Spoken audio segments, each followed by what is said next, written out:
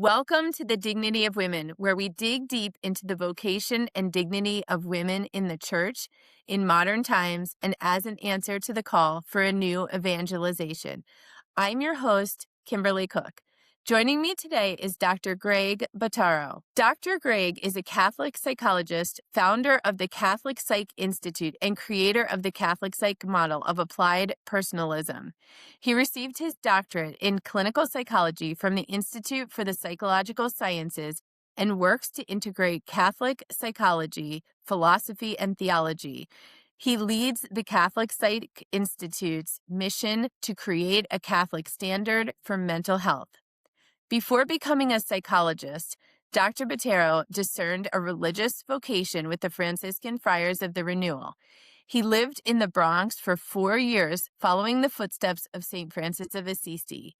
Under the mentorship of Father Benedict Groeschel, the experience formed him in the spirituality of abandonment to divine providence, which he now integrates with his model of psychology, along with the discernment of God's will he learned from Father Benedict. In 2012, Dr. Bottaro returned to New York as a psychologist and founded the Catholic Psych Institute, which he continued to grow and serve clients around the world. Most recently, he launched the CPMAP certification to train others in their model of integrated accompaniment. He currently lives in Connecticut with his wife, Barbara, and their 8 children. Thanks so much for being with us today, Dr. Greg. Thanks so much for having me. It's great to be here with you. So there is a lot of interesting information and points that you have just in your bio that I feel like we can't even launch into the podcast without stopping. I mean, I think the first thing is like what he was a CFR or he was with the CFRs, the Friars in the Bronx. A lot of people are familiar with them. They're very near and dear to my heart. When I was at Franciscan University, my first mission trip ever for spring break was with the CFRs in the Bronx. I had Oh, that's high awesome. hopes. Yeah, and I had high hopes of going to Jamaica or Hawaii. I was like, let's do this mission trip, right? And I just remember that we were there and Father Michael Scanlon was there and he had this big bowl of like a salad bowl and he had all the mission trips in this big bowl, and there was like 100 something of us students, and he said the Holy Spirit's going to tell you where you're supposed to go. You're not even going to put in this time. We're going to do it different. I wound up being the very first person to go up, and I was like, oh, my odds are so good. And I was like, Jamaica, Hawaii, like all these big dreams. And I pulled out the Bronx of New York, and I was just like, oh, you gotta be kidding me. Oh, I no. don't want to spend spring break in the Bronx. And the Holy Spirit knew what he was doing. I didn't. It wound up being the best trip, most formative trip of my life. I stayed in touch with the CFRs. Their The spirituality Holy really Spirit knew. formed me. Oh my gosh, the Holy Spirit knew. But I mean, I came so close to being like, oh, maybe I'll just go home for spring break. Man, where 'Cause are you from? from Maryland. Oh, from Maryland. Okay. So East Coast, you had enough of an idea of the Bronx, the Yeah. reputation. You were like, no, no way. No way. Yeah, I was like, I'm gonna get shot, I don't wanna get shot for spring break. But, so, I mean, that's huge. First of all, that you spent some time there. A lot of people are familiar with Father Benedict Groeschel as well, and have a lot of admiration for him, as well as a lot of those original founding members. Honestly, there's, a lot of people know the CFRs through social media now. And I know like the younger brothers, there's musicians. I don't even know who all of them are now. There's some of the younger guys are a little bit more popular on the socials, but they really are living in poverty and in really tough places. My novitiate year, I lived in Newark, New Jersey, and it was dangerous. And it was Mhm. it was a red zone, so the cops wouldn't even really come into our Oh, wow. neighborhood unless there was, if there was a murder, they would show up like a couple days later, kind of thing. Oh, But novitiate, you're separated from family, you can't make phone calls, you can write letters, but you're in kind of a lot of isolation for that year of formation. And except there's a parents' weekend. So parents can come visit the novitiate, and it's like the one weekend a year that you see your family. And the day before parents' weekend, somebody got shot on the sidewalk right in front of the monastery. Oh, no. That's And this terrible. person, whoever got shot, they didn't die, thank God. But they got shot on one corner and then they like either ran or went across, they like ran down the block. So there's literally a trail of blood Oh my down the gosh. sidewalk. So the morning of Parents' Weekend kicking off, the brothers are out there on their hands and knees scrubbing the Oh, sidewalk, trying to clean up. Like, this is not the impression you want mom and no. dad to come in and get about if their kids are safe. 'Cause they're Wow. sent off to, to join the Franciscans here. So it's no joke. I mean, obviously, we moved into that neighborhood and, everybody loved the Friars. You were feeding the poor. We're doing ministry. We had these really cool street festivals with music, and we get to know the people and they get to know us, but they're in very poor and dangerous areas. Yeah, and what made you want to go that route? Because you could go anywhere, right? You could have discerned anywhere, but you discerned there. And then also piggybacking on that, you obviously discerned that ultimately that wasn't the call for your life. But I'm sure that the formation that you had there really inspired a lot of holiness and virtue going forward into your marriage, into your ministry, into your work with patients now, counseling. So, what was it about that call to, like you said, that it's a dangerous place, it's no joke, it's extreme poverty, and the abandonment to divine providence? They're really living that. Yeah, exactly. You know, I grew up in a nominally Catholic family. My parents got divorced when I was in high school, and it really threw me for a loop because my family was very important. Family was important to my family. Like, we're Italian Catholics, and everything was about family. And then the family broke apart, and I was kind of upside down, and I didn't really know what else I could rely on or find the meaning in if, family is such a high actual good and that didn't work, then what else is there? And so that was kind of the beginning of a deeper conversion, reversion for me. So I went to college really excited about and interested in the faith. I started at Boston College. I had Peter Kraft as a philosophy professor. He taught me a lot about how to think. And he also introduced me to John Paul II. So that was the first time I read Love and Responsibility. And then I also read the biography of St. Francis by Chesterton and fell in love with this ideal of St. Francis and just saw that, okay, giving your life to God, living on those values is the only thing higher than family itself, and it's actually more trustworthy and more stable, and that's a foundation I can build my life on. So then I was, really wanted to go all in, and so I started discerning religious life, and then I figured I'd follow in the footsteps of Saint Francis. I had met the friars, I think at a discernment retreat, or I had gone to Steubenville youth conferences, and I'd met friars there, Father Stan Fortuna, you mentioned, Mhm. and Father Glenn Sedano, and I started spiritual direction with Father Glenn, and eventually, after I graduated, decided to actually join the friars and deepen my discernment in that way. And so, I went all in. I joined the Friars. I went through 3.5 years of formation. And when I first started, I was really happy. Novitiate was actually a really happy time despite the bloodshed, Yeah. but it was actually a beautiful time of life. It was deepening my prayer life. But then I noticed that I was actually hitting a wall about 2 years, 2.5 years in. And I started to feel really empty. And I sort of prayed through it. I got direction. Superiors were there for me and tested it to make sure it wasn't just kind of like a desert experience, a desolation or dry time. But it grew very deep. I realized I was missing something. And I was working closely with Father Benedict Rochelle, who is a psychologist and one of the founding friars of the Franciscans. And through learning how to pray, I learned what would become an understanding of really the secret to this work that we do of accompaniment and mentorship and therapy. But I hadn't yet experienced it myself. And so Father Benedict helped me experience it. And it was through this, it was like a key that unlocked something that went into deep crevices in my heart and opened up all sorts of channels of grace. And even though I was living a holy life, a virtuous life, I was praying 5 hours a day. I was very serious about, obviously, I'm a Franciscan. I shaved my head, I had a long beard, I had a habit. I literally gave up my life to follow God, but that wasn't enough. Something was missing. And this is what happens. I meet so many people now that are like good, holy people, daily communicants. They pray their rosaries. They're doing all the devotions, listening to Bible in a year, and they're going to the Mhm. Sikh conference, or they're doing this and that. And it's like something's still missing. And Right. I keep telling people, I want to shout this from the rooftops.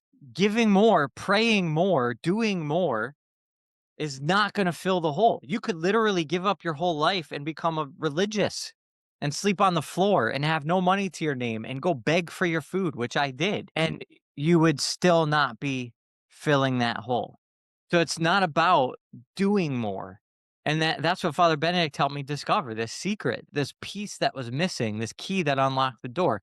And when that happened, it was probably over 6 months, but I realized through this channel of grace that had opened up that I was actually running away from not even marriage, because I'd made peace with marriage. I saw it as a beautiful vocation. I've done TOB Institute, Christopher West courses. I'd probably gone to 6 or 7 of them. I went all in on making peace with marriage. I know that it's a sacrament. What I was actually hiding from myself and what was hidden inside of me was the fear of hurting children in the Mm. future. I believe in the goodness of marriage, but I didn't believe that I could be married and not end up divorced. And I didn't believe that I wouldn't end up hurting children in the future the way that I was hurt. And so Wow. this was what was hiding from me, lurking deep in the dark recesses of the subconscious. And it was through this manner of understanding myself and my faith and my psyche through Father Benedict, the things that he unlocked for me, that I discovered that. And once I discovered that, I could bring it into grace and healing, and I could bring that to prayer intentionally and consciously, and the wounds were healed. And Wow. and that is the thing that I find people are trying so hard, but they're not bringing the right things to prayer because they don't even know what they are. Right. Like you said, the secret. I want to shout this secret out from the rooftop. So, what is that secret? People are giving more. Maybe if I just do more. I mean, that's something that I think all of us fall into. You said you fell into it as well. Just like I'm going to give my whole life, my whole self to God. And people do it even outside of the religious vocation. You're in married life, you're in single life, whatever, and you hit these walls. And maybe it's something like you said from our past that's hidden deep in our psyche, whatever it is. And we just think if I do a few more rosaries every day, or if I go to more mass, like we're doing so much to seek God. There's this deep desire. These are holy people, but it's like you're throwing every devotion. And what I notice, for myself at least, is my head almost gets on this swivel. Like, what are you doing? Maybe I need to add this book, need to add this prayer, reading this saint's diary or reading this devotion. And so all of a sudden you're pulling from everyone that's ever had any success with any novena or devotion or diary. You're kind of like grasping at every straw, hoping that maybe that could be the key for you too. Someone says, after I read this, it was life changing. Okay, you read it, it doesn't have the same effect. After I did this novena, and so all of a sudden you find yourself on this swivel where you're just doing every novena, doing every devotion. And like you said, you're just doing it all and it's still not that secret. What is that secret? Yeah, and to even kind of make it worse, these are the phases of the spiritual life, and you can track this and map this on the 3 ways, like the purgative, illuminative, and unitive ways. And actually, Father Benedict wrote an awesome book on that. It's called Spiritual Passages. But you could see the first sort of step is this inspiration to live a different life, and it's filled with consolation. And it's like, I want to start doing these rosaries. I want to start all these devotions. I'm going to do all the spiritual reading. I'm going to deepen my heart and my devotion, all these things. And it just doesn't go all the way. Something's still not working. But then a deeper path here is that if you keep persevering, then you get to real horror of your own sinfulness. And then that becomes the reason why it's not all clicking. It's like, well, I'm not good enough because I keep doing X, Y, and Z. If only I could get over this bad habit. If only I can get out over this bad sin that I keep committing. That's why. That's why I'm actually miserable. That's why I haven't gotten where I want to get to. That's why I still feel like I'm spinning my wheels, or I feel like something's empty. And the saints tell us it's not true. This is the thing. Even living in that state of life, I gave all of myself to the life, and then I dealt with some of my own inner darkness and shadows and imperfections, and it was like a lot of examination of consciences and doing the work and rooting out some of the bad habits, and then you're like, man, I'm still empty, like what the heck. But that's the next level of the illusion. It's because I'm doing these bad things that I'm still feeling so empty inside. And look, if you're living an actual sinful life and you haven't had a conversion, and you really aren't desiring to be filled with Christ and the Holy Spirit, okay, well, that's true. The sinful life will make you miserable, of course. But there's that difference. St. Ignatius talks about this, like rule one of the exercises, it talks about like, are you on the path towards God or away from God? Generally speaking. Mhm. So generally speaking, you're making these commitments, you're making these devotions, you're trying these things, and you have a certain perspective of a horror of sin. Obviously, we're still going to be sinful, but that's not the reason for our misery. And this is why Saint Therese is a doctor of the church, because of the little way. And it's like, of course I have sinfulness. That's so prideful to think that we're somehow going to be perfect. Right. Not going to be perfection that makes us rise to the ranks of God. It's going to be his mercy. And the Mhm. mercy is in a place where there is imperfection and where we need mercy.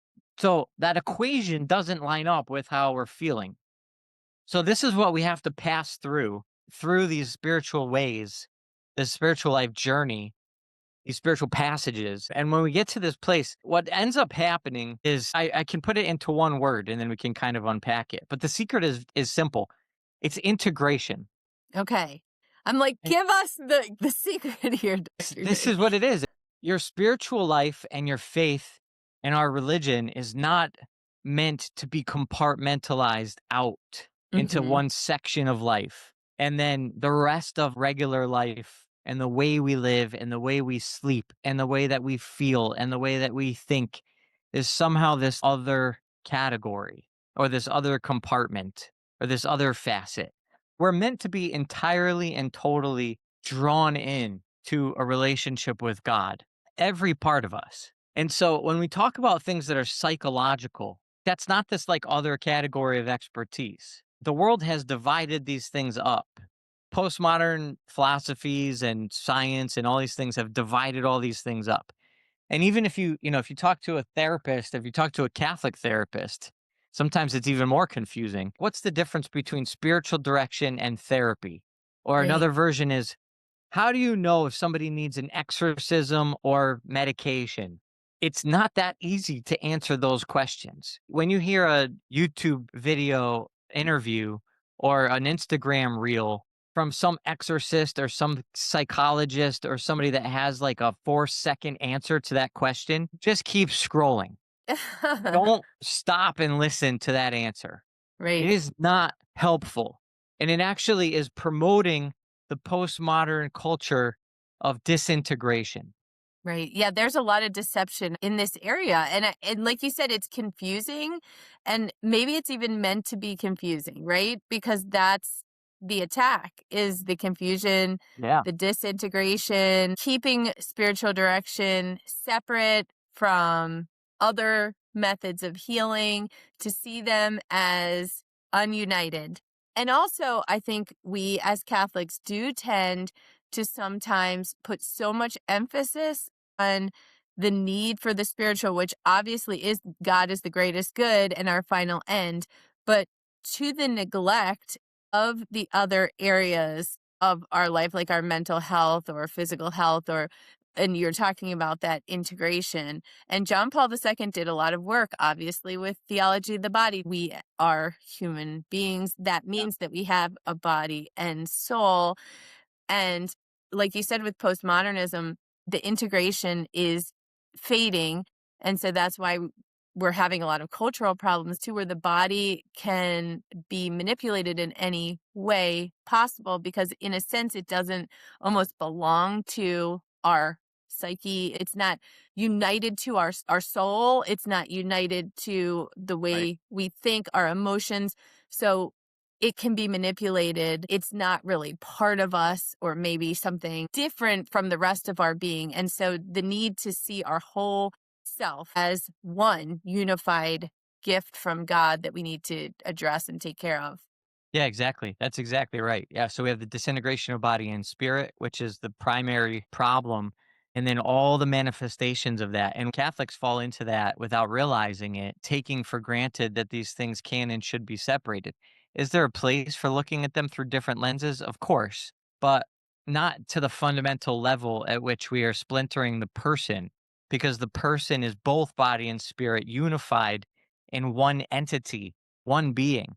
So here's a good example. We teach this whole course on Catholic mindfulness. It's an 8-week protocol to actually help people stay in the present moment that comes from a psychological practice that's used as a psychological intervention. I learned it working in inpatient hospital work with severe mental illness. And we taught people through 8-week course how to sleep better, reduce their anxiety, get out of the traps of depression with these mind-based exercises of turning into the present moment.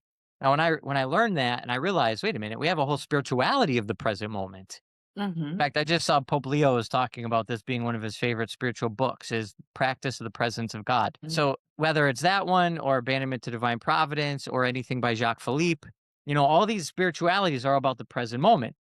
First of all, it's a psychological practice that comes from Buddhism and is also practiced by atheist and agnostic peoples. Scientifically, it works, separate from any kind of religious worldview. Right. At the same time, we have a whole spirituality of abandonment to divine providence, which is supposed to help us have trustful surrender and have greater peace. And in fact, Jesus said in Matthew 6:25, do not be anxious about the things of your life. He gave us a command to Right. not be anxious. So, is there a way to bring the psyche into a spiritual practice? Or are we supposed to just read the book and then supposedly we become saints and we're better? Well, the Right. answer is no, we can't just read a book and become saints and become better, because we have a developmental psyche that needs to actually learn, it needs to develop, it needs to transform. That happens in time with these things called brains that are in the physical world. So we're not just reading ideas and being transformed immediately. We are bringing the brain into the process, and that this is a molding, a forming, a creating that's happening here. So that's where I bring the protocol from science, from that psychological protocol of mindfulness based stress reduction, and I married it to the spirituality of abandonment to divine providence. So you can put these two things together and you can say, okay, we're going to follow the words of Christ for a reason that makes sense, namely that we have a father who loves us and provides for us in all of our needs. And therefore, we actually don't have any good reason to be worried about anything, but we can do it in a way that is effective in our brains. And that is integration. I wrote the book called The Mindful Catholic. And there were certain people in the church in an uproar Oh, I because believe it. I'm using this thing that came from over here. And then they're saying, oh, that's Buddhist, or that's postmodern, or we don't trust psychology, or we don't. Right. It's like, what?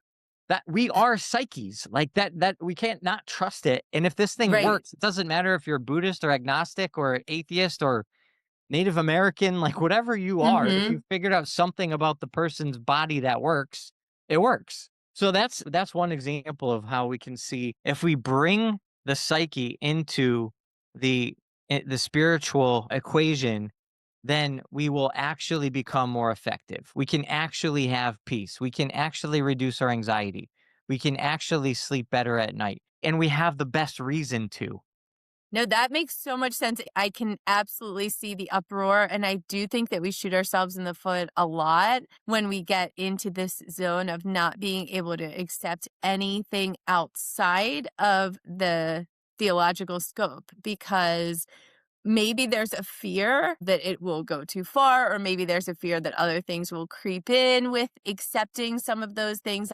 But I do think that we do a disservice to ourselves when we put up these walls and parameters of taking anything outside that could be useful. So I like how you said that you married that together. And I think that probably the best spiritual directors, like you said, Father Benedict Grishel had this background in psychology, but yet Exactly. he's living that literally abandonment, total abandonment to divine providence in a way that many of us are not called to live.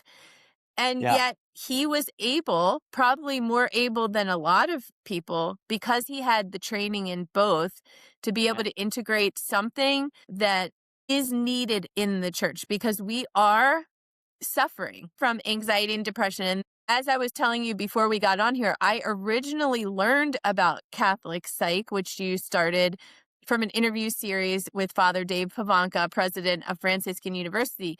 And I believe that what you two were originally speaking about was the increase in depression and anxiety in our culture, not just on college campuses, not just young people who aren't in their vocations. I think there's been a shift because it used to be more, we were looking at people in their teens and 20s, people that were so anxious about the future, what was going to happen to them, where they were going to end up, would they make enough money, would they make the right choices. But now it's prevalent before puberty all the way into senior living. There's just such an increase in depression and anxiety across the board.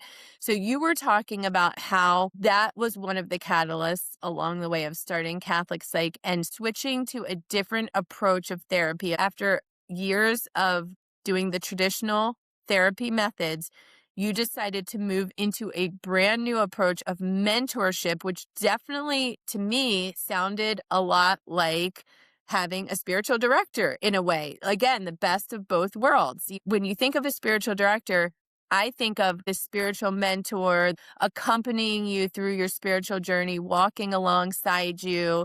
You think of a counselor as you go once a week, you talk to them for an hour, and then you are left for the next week to unpack all of these big things until you Right. sit down with them again next week. So, how Right. was it that you came to this shift? Yeah, it's been over the course of about a decade to just recognize the limitations and things and to build enough confidence in my own vocation, in my own work and stability, practically speaking, as a husband and provider of my family, like, can we take the risk to kind of branch off and try new things? But that was from ultimately recognizing the fact that the old perception that all spiritual direction needs to come from priests. First of all, that has slowly been getting challenged, and there's some amazing priests who are amazing spiritual directors, and they should be. I think all priests should, it's part of their vocation. But the problem is, as we've come to realize, there's this dimension of what the church calls human formation, which is required and necessary for good priestly formation, that is essentially missing from many programs of formation in the church. And the bigger problem is that human formation is not being taken care of by the family the way that it used to be historically. So you've got men showing up for priesthood who are lacking a significant level of human formation. It's not being provided for in the seminary formation programs and some, and therefore they're not well positioned to actually accompany others through the integrated and human process of spiritual direction. And that's on one level. On another level, I also recognize the gross limitations of the field of psychotherapy and psychology in general and mental health as a secular model. There are all these ways to reduce anxiety, right? Even that protocol that I was talking about. And on some level, it works. It's evidence based, it's validated by research. But here's the thing, if somebody comes to me and it's like a real deep relationship and a deep conversation, and we're talking about really deep things, if somebody is anxious on an existential level and they don't believe in the resurrection, Hmm. good. They should be anxious. Right. It's at the core of every human person in our biology. We have this little thing colloquially known as the survival instinct, which tells us we don't want to die. And then we look down the barrel and we see that at some point, that's one of the most unavoidable things of life, that we're all going to die. And we can go through whatever nice avoidance defense mechanisms we can to avoid that fact and ignore it and Hmm. pretend like it's not going to happen. But we should all be a little nervous about the fact that we're gonna die, and it's Right. not even in our biology. So the ultimate answer is that God has conquered death. It's no longer a thing to be afraid of spiritually and holistically and ultimately, even though it's still understandable that the biology fears death. But at the end of the day, you need to have a reason to not be afraid of death, and the resurrection is our reason. No one in secular psychology is taking that into consideration. Right. I don't care how Catholic your Catholic therapist is. If they are licensed because of a degree that they got at an accredited school program, none of the accreditation or the licensing or the degree, and I'm talking about at Franciscan, at Divine Mercy, like they're all part of the same system that Mhm. they have to check boxes and jump through hoops and use certain curriculum that is based on certain things that come from the field Right. that makes any distinction between whether or not you believe in the resurrection or not. So let me say this really clearly. So many people coming out of these programs are really amazing Catholic therapists because they're doing other things besides just whatever the state sanctions and says that is appropriate to do. Right. So, and that's the state we're in right now. That's the position we're in right now.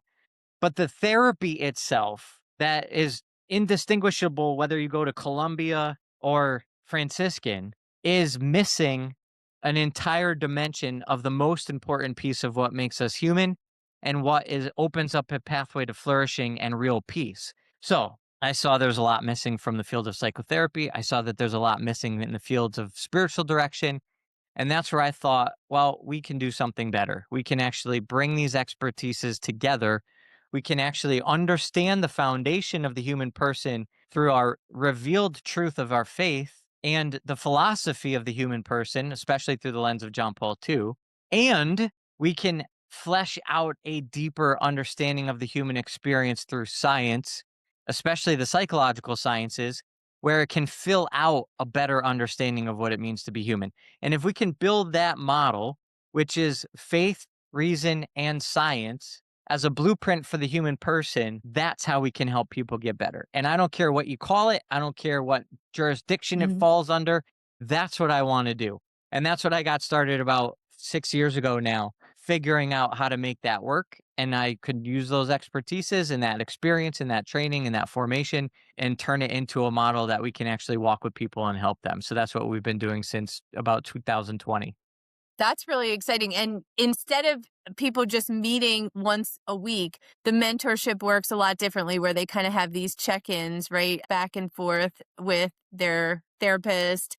And so that is more like a regular method that you have found to work. Yeah. Our So, model, we call it mentorship. The technical name for it is IDDM. It's integrated daily dialogic mentorship. It's a form of dialogue that happens on a daily basis, integrating the psyche with the spirit and the whole person. And a daily dialogue is how we can actually work on things. So instead of waiting mm, for a whole week to get to a scheduled appointment where you're talking on supposedly like some of the most important things that are happening in your life, mhm, we can talk real time as things are happening. And on a daily basis means we talk today, we open up some things, you go think, pray, reflect, work on things, have conversations, sleep on it. We'll talk tomorrow again and see where you go.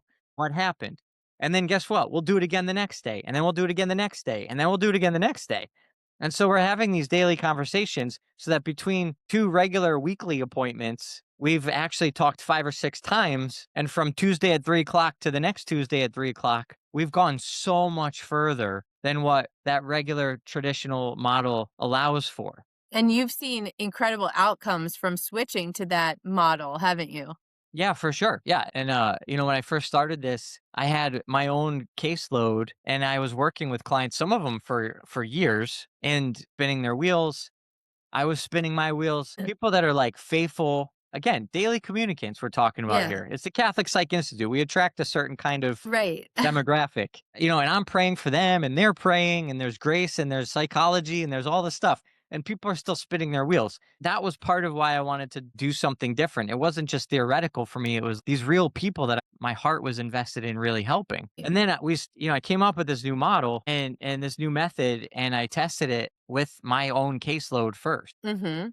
And within 3 months, I saw transformation happening for people that hadn't happened in 3 years. Wow. So that was really inspired. The Holy Spirit was really working through your diligence and commitment and prayer for these people.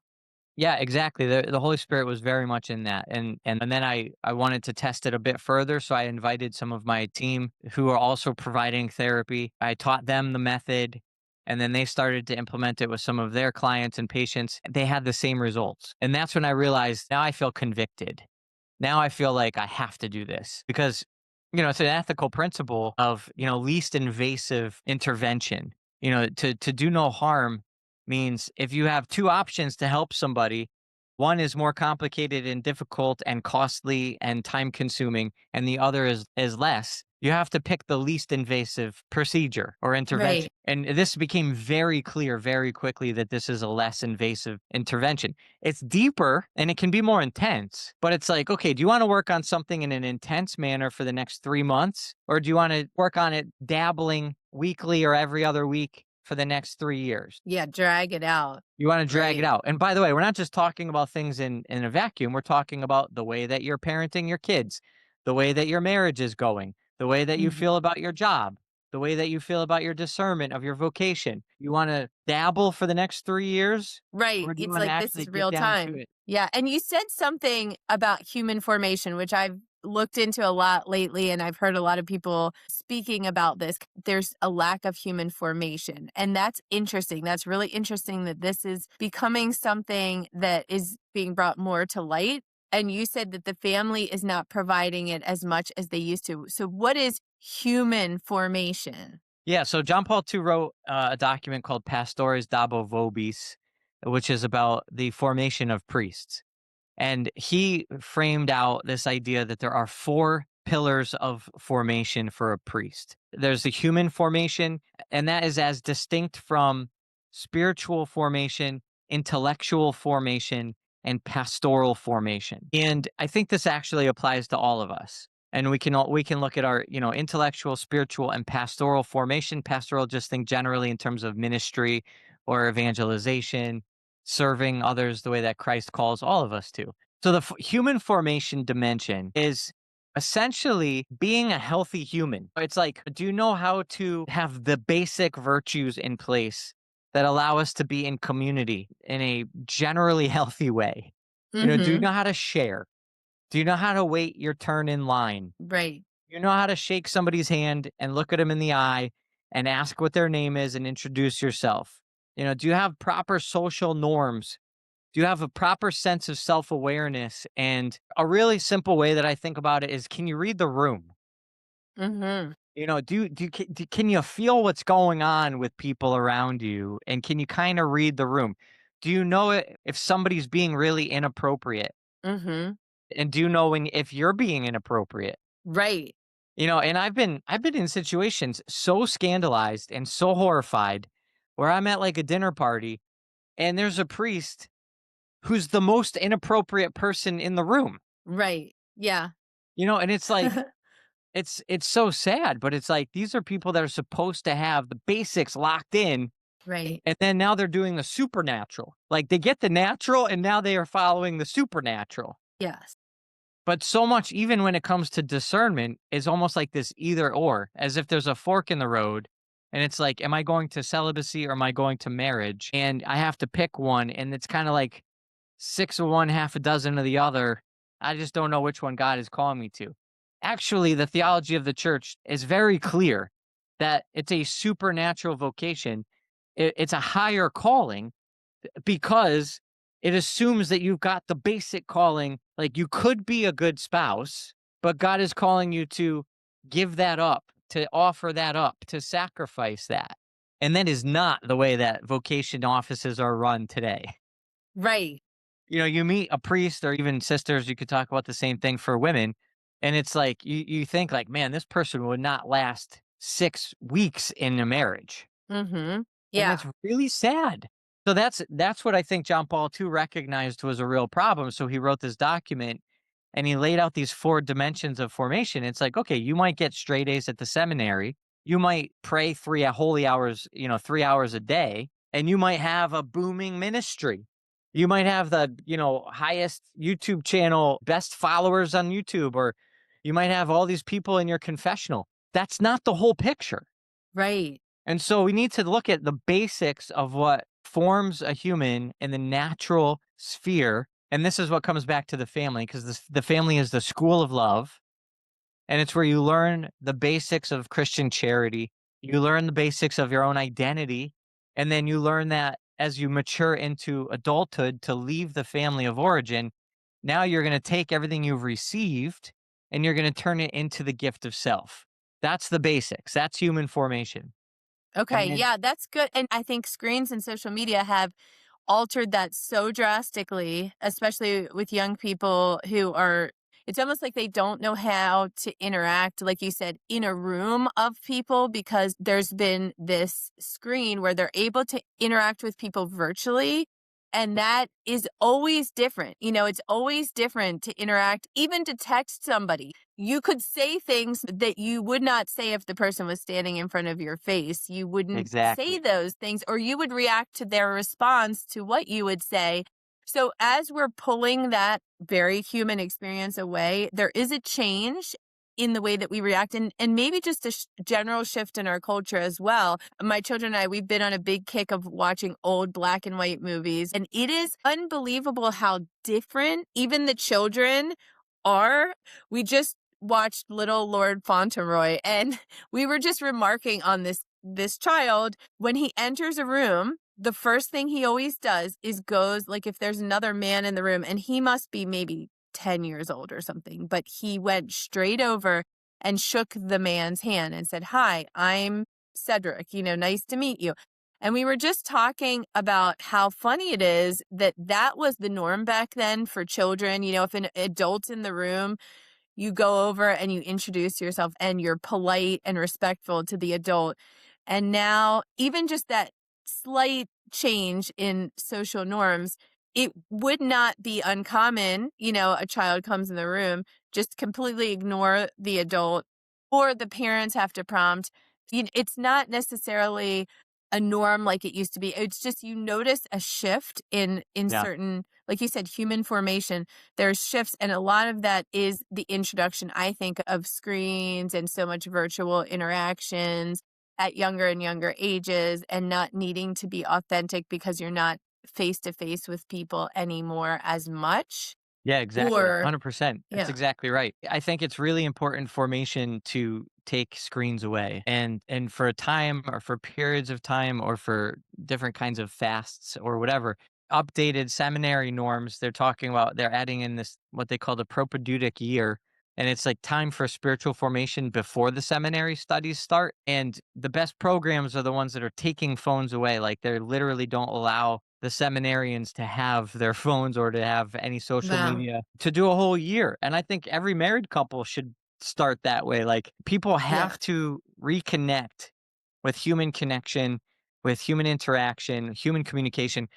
Interestingly and ironically, we use the phone, we use an app for our mentorship model, but we use it in a way that's really intentional and it opens up deep, deep channels of self awareness for people. So we do voice messages back and forth. Hmm. And the reason why this is really effective is because it gives you an opportunity to hear yourself after the fact. And so what happens is because we're so blinded to regular interaction, we definitely are not aware of the way we're coming across in real time, the way that we could be. But then when we record ourselves and then come back to it after the fact, we're not in the same emotional space. We're not in the same frame of mind. We're listening with open ears instead of hearing words that are in the same moment coming out of our own mouths. And it's almost as if we're listening to somebody else. And if we listen to ourselves later, it's shocking. We also use this model for relationships for couples. And I'll have, a couple that's maybe in the middle of a conflict or whatever. And a person says, "Well, this is what I said." And the other person's like, "That's not what you said." How Right. many times has that happened? Oh Well, my if gosh. Yeah. person A records themselves and then they go back later and they listen to themselves, they realize, "Oh my gosh, that's not I what I did thought see. I was saying. I Right. thought I was saying something totally that came out totally different than what I meant. That came out totally different than what I was feeling. Now I see what you were saying." So we use that dynamic of, and this is the cool thing, like we're not anti-technology. We use Mhm. technology in a way that is benefiting us. That's what God intended. And there's even a church document about that. And it talks about this, like the creative power of technology that God is proud of and pleased with, and gives us the creative authority and power to enact. Well, we have to use it for the good of human flourishing. And this is one way in which we can do that. And so we've brought that into the model so that we can really unpack the dimensions of human communication. And when we use the spoken word and it's recorded, it opens up such deep potential. There's so many times as a married person, there's so many times where I'm like, "Oh, I wish I had a recording of it," and it's probably many times would backfire on me, Yeah, where I'd be like, "If I had a exactly. recording, because you said this," and then, maybe if I listened to it and I'd say, "Oop, maybe you didn't say that." Because we do hear things that we wanna hear or we think we hear and vice versa, so I can see how that could be very beneficial to actually hear yourself back and to hear the other person, or even maybe if there's growth over a period of time, to listen back and say, "Oh my gosh," like when we first came into this thing, we were really confused and lost and not able to communicate. And then to see how much better the communication has grown throughout the months could also be beneficial as well. And I wanted to say something about healing because there's a lot when you enter in with something, whether it's marital troubles, whether it's a personal struggle, mental health struggle, whatever it is, a life event that's happening where you seek some kind of intervention and help. Of course, what you're ultimately seeking is healing, right? That's what we all want, is that healing, to be back in relationship with God, with ourselves, with our spouse, with the community at large. And there's a lot to be said about neuroplasticity and the ability to reframe the way we see things.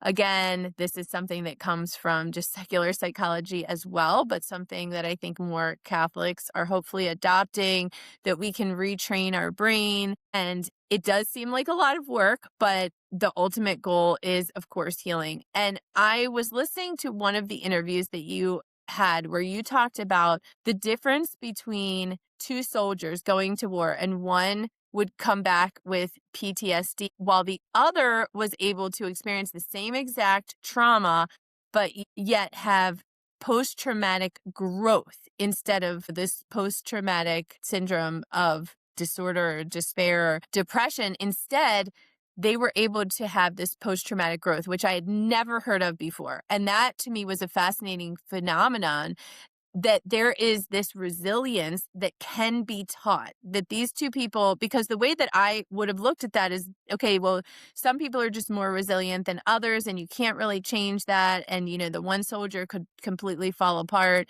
and this could end very badly for him in the future, whereas the other one could go on and live a very productive and joyful life. And this is just maybe family of origins or just biology, genetics, but yet there's a lot of hope in the fact that this resilience can be taught. And of course, our culture promotes more of the fragility over resilience. So it's not helping us to become those resilient people. And Right. we almost promote fracturing relationships if they don't give way to our fragility. What are the key factors in a person developing that resilience? Yeah, so this is something they discovered through research, that this was changeable and teachable. And it was through billions of dollars, billions with a B, pumped into the military research, that they discovered that there are 5 factors that distinguish somebody with more of what's called resilience, which is that protective factor that makes it more likely that a soldier who experiences trauma will not be traumatized. Those 5 factors, they form an acronym called PERMA, PERMA. They just did this research. They did massive surveys and discovered that soldiers who had higher scores in these 5 categories were more resilient. The 5 categories are: P stands for positive emotion. I think a positive regard of oneself. And that's essentially people who are good at hedonism. like the hedonistic values, creature comforts. Now, Mm, these are people who can enjoy a glass of wine at the end of the day, who take a nice warm bath, who will go mhm. for a massage, who will take a nice walk out in nature. People who have this positive sense of enjoying something that feels good physically, specifically through the body. E stands for engagement.